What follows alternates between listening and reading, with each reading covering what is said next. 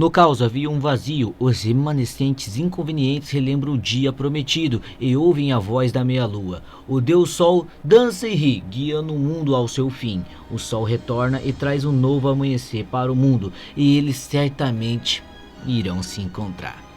Essas frases do texto Harley nunca fez tanto sentido. A derrota de Luffy nas mãos de Imu Nerona, o rei do mundo, teve um peso impactante para o nosso protagonista, salvo pelo velho Gaban, que evitou que ele fosse executado pelo rei no capítulo anterior. Mas hoje testemunhamos a real força do Devorador de Montanhas e como ele quase se tornou o Devorador de Deuses. Fica comigo até o final, que você vai entender o quão grandioso foi Scooper Gaban nesse capítulo. A história está sendo escrita, e aquele homem que todos estavam esperando ainda tem muito a crescer.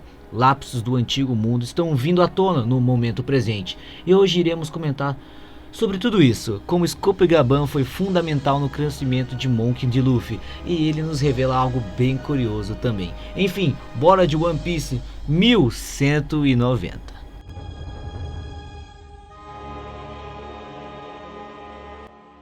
Temos um pedido de capa novamente, e aqui vemos o Shanks assando peixes numa vila costeira, e ele estava cercado por gatos juntamente com o Luffy. Como sempre eu gosto de falar, rapaziada, pedido de capa geralmente não agrega nada, diferentemente das histórias de capa, mas vocês já estão carecas de ouvirem isso, né? Enfim, vamos de 1190, né? Bora pro capítulo finalmente. Bom, vemos que Scooper Gaban tem sucesso ao bloquear o golpe de Imu Nerona, e antes de bloquear o golpe, ele corta a árvore que o Luffy estava preso, né, mano? Após a colisão, a árvore se despedaça e as espadas que estavam cravadas em Luffy se soltam. Ele grita, Gaban gira os seus machados e Imu está ofegante. Seu tempo no mundo inferior está se esgotando, rapaziada. Imu está com pouco tempo. A cada capítulo que passa, o Oda deixa mais claro, mano, que ele está ofegante nas lutas. E eu ainda quero saber o motivo desse nerf, mano, do rei do mundo no mundo inferior, né? Quero saber o motivo disso, né, mano? Porque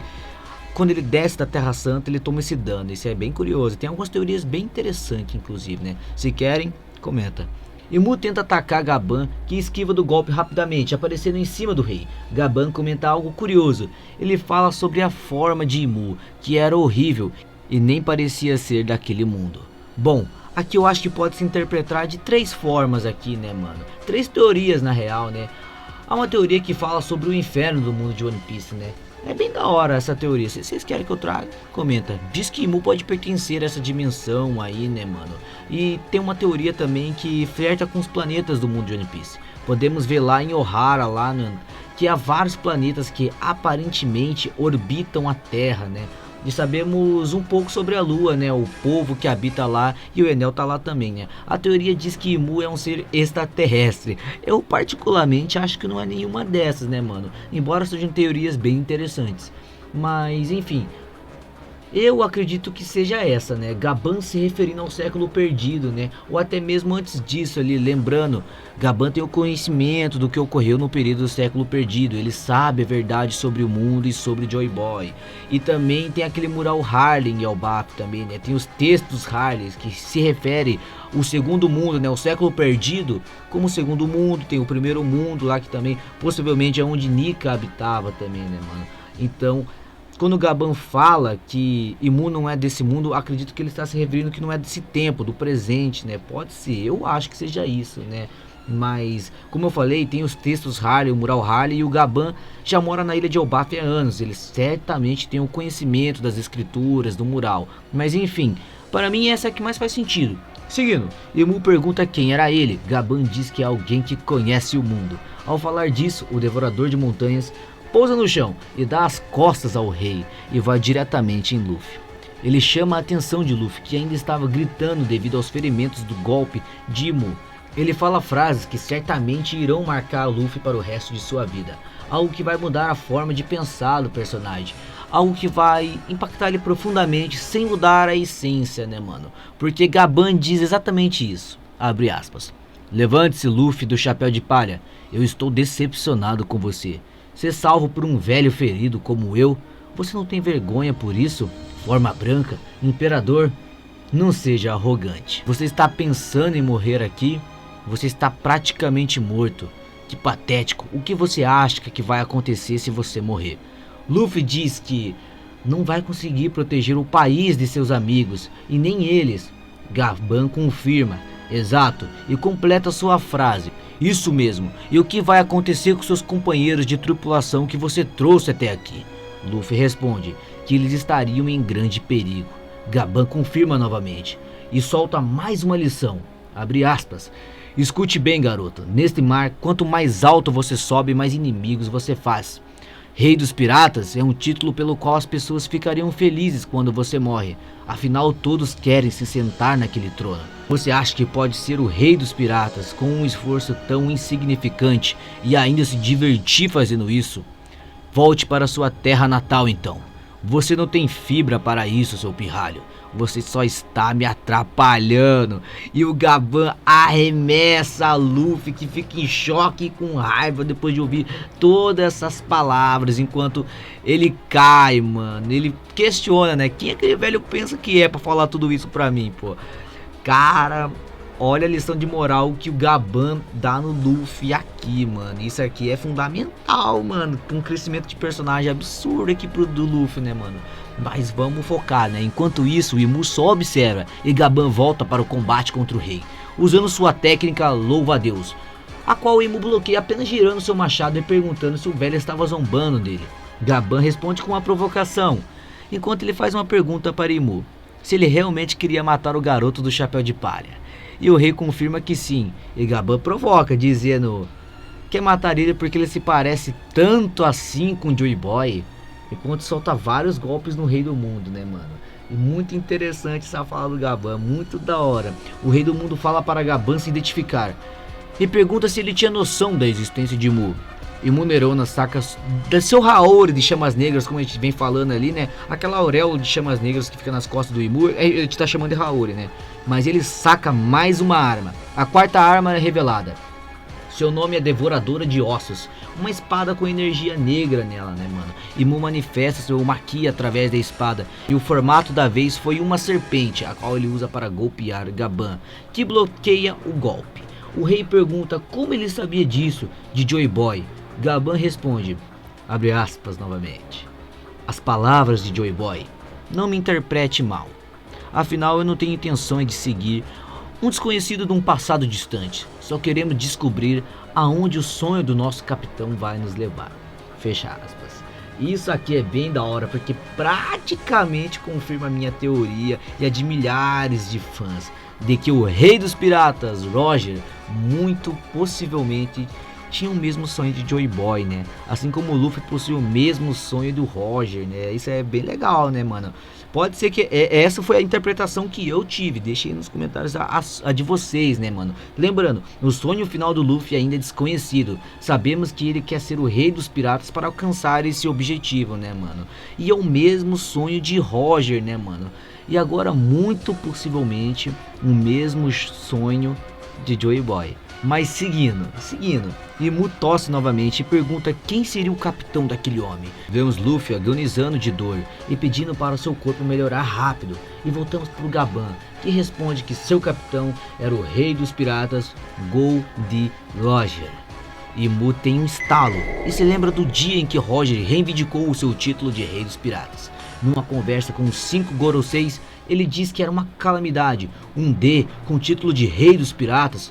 E mano, provavelmente foi ali que o governo mundial decidiu tirar o D de Roger em cartazes e jornais, né, mano? Ou chamando de Gold Roger, né, mano? Então, foi aí exato momento que eles tiram o D, né? E chamam o Roger de Gold Roger, né? Como a gente sabe lá desde o início do anime, né? E tem até uma passagem lá que Barba Branca e Roger estão conversando, né? E o Roger comenta sobre isso. O governo está me chamando de Gold Roger, né? E o Barba Branca fala, mas esse não é o seu nome? Ele fala, não, é Gold Roger, né? Interessante, mas voltamos. Imu pergunta por que um remanescente da tripulação do Rei dos Piratas está protegendo o Chapéu de Palha. Gaban diz que essa era a maior prova de todas. Eles tentando eliminar o Luffy desesperadamente e vendo ele como uma ameaça. Scooper Gaban tem um flash de memória do passado. Vemos Roger falando que em um certo dia alguém iria surgir e iriam superá-los. Eles haviam chegado cedo demais.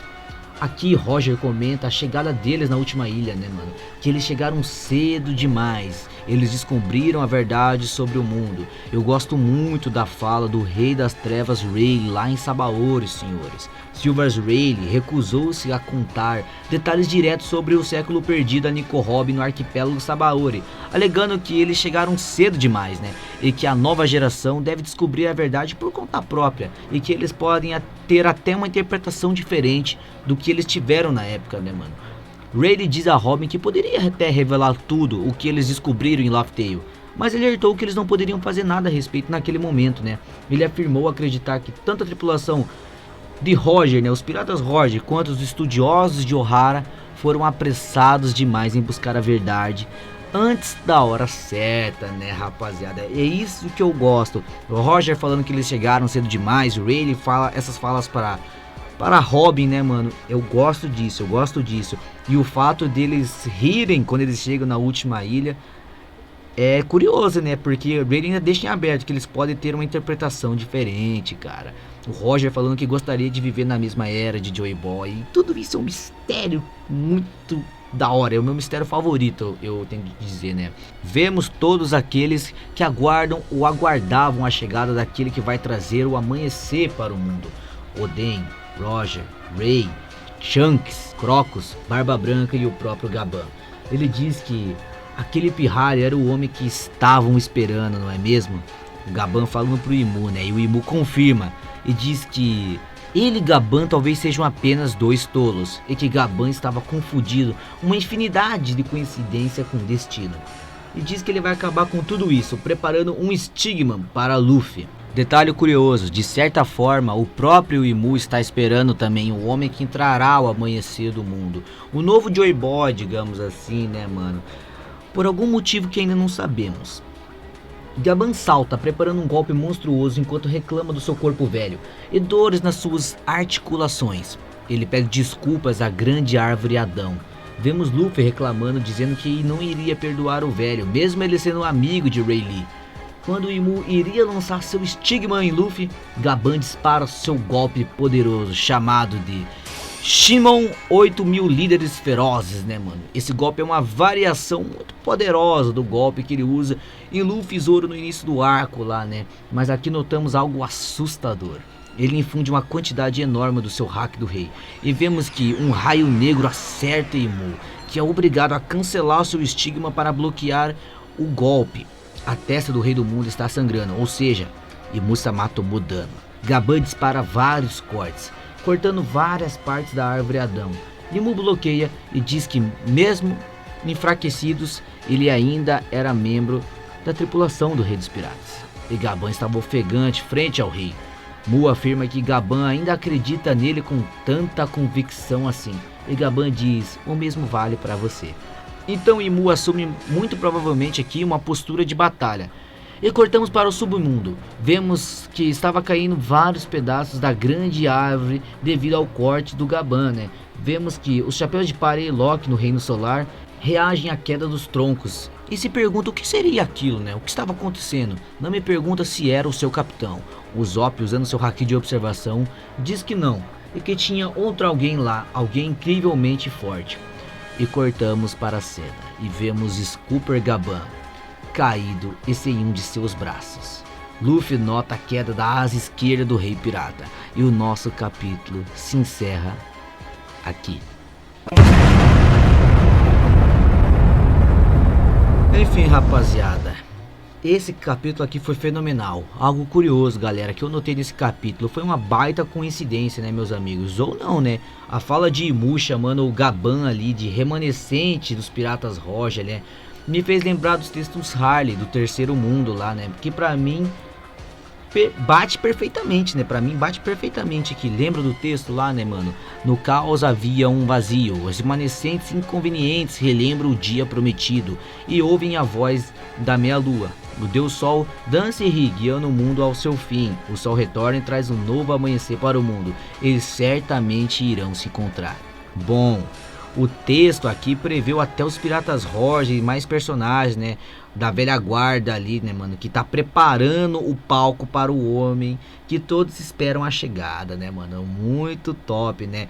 Como vocês podem ver, né? Como vocês sabem também, né? Os antigos Piratas Roja estão guiando ali, né, mano?